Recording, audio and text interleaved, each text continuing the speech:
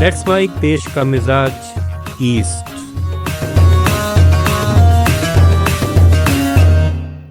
देश का मिजाज, आइए जानते हैं भारत के पूर्वी राज्यों यानी ईस्टर्न स्टेट्स की खबरें। बिहार विधानसभा चुनाव को लेकर इंडिया गठबंधन ने चुनावी घोषणा पत्र तैयार करने की प्रक्रिया शुरू कर दी है। इसकी पहली बैठक 30 जून को पटना के सदाकत आश्रम में होगी। इनमें राष्ट्रीय जनता दल, कांग्रेस, भाकपा माले, मार्क्सवादी कम्युनिस्ट पार्टी और वीआईपी सहित अन्य दलों के नेता शामिल होंगे। बैठक में चुनावी मुद्दों और वादों को अंतिम रूप देने के लिए घोषणा पत्र उप समिति एक मसौदा तैयार करेगी, जिस पर 4 जुलाई को समन्वय समिति की बैठक में मोहर लग सकती है। उधर चुनाव आयोग भी एक्टिव मोड में आ गया है। 25 जून से 26 जुलाई तक मतदाता सूची का पुनरीक्षण करने का कार्यक्रम बनाया गया है और सितंबर के अंत तक अंतिम सूची प्रकाशित हो जाएगी। बिहार विधानसभा चुनाव की तैयारियों के बीच चुनाव आयोग ने कई दलों को चुनाव चिन्ह आवंटित कर दिए हैं, जिससे छोटी पार्टियों की अनिश्चितता खत्म हो गई है। विकासशील इंसान पार्टी को फिर से उसका पुराना चुनाव चिन्ह नाव मिल गया है।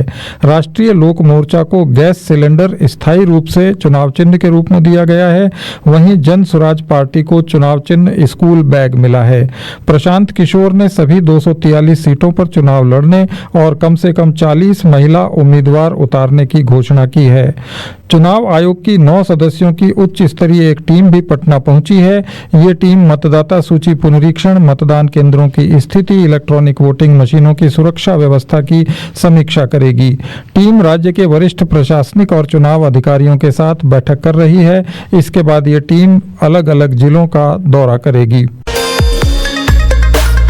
बिहार के पश्चिमी चंपारण जिले के भितहा प्रखंड में एक बड़ा फर्जीवाड़ा सामने आया है। मुन्नी गुप्ता नाम की एक महिला पर अपनी छोटी बहन अनीता के शैक्षणिक प्रमाण पत्र के आधार पर टीचर की नौकरी हासिल करने का आरोप लगा है। ये मामला भगवानपुर प्राथमिक विद्यालय से जुड़ा है। इसका खुलासा तब हुआ जब खुद अनीता गुप्ता ने लोक शिकायत निवारण पदाधिकारी बगहा के समक्ष शिकायत की। जांच में आरोप सही पाया गया और उसकी बहन मुन्नी गुप्ता पर एफआईआर दर्ज कर ली गई। बिहार के नालंदा जिले के परबलपुर थाना क्षेत्र में NH-33 पर एक सड़क हादसे में पहली कक्षा के छात्र की मौत हो गई। ये अपने मां बाप का इकलौता बेटा था। हादसे के बाद नाराज लोगों ने स्कॉर्पियो चालक की पिटाई कर दी और गाड़ी में आग लगा दी।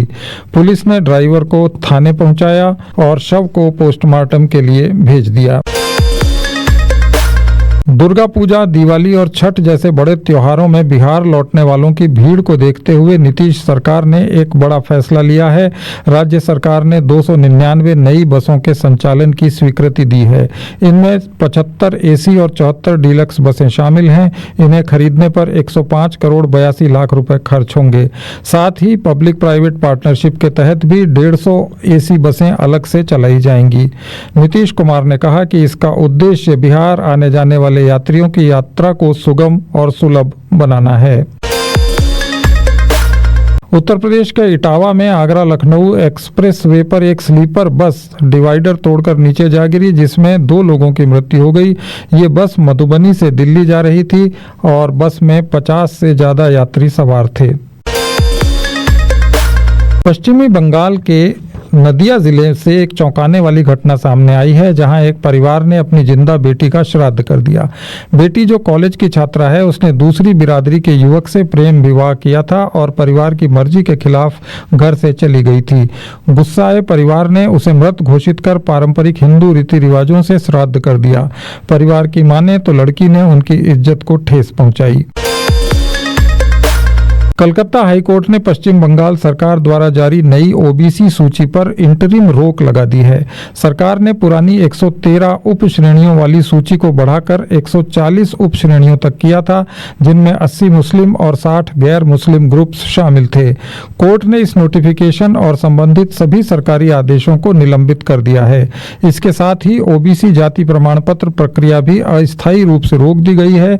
अगली सुनवाई 31 जुलाई को होगी। इस फैसले के खिलाफ ममता सरकार सुप्रीम कोर्ट पहुंच गई है और हाई कोर्ट के आदेश को चुनौती दी गई है।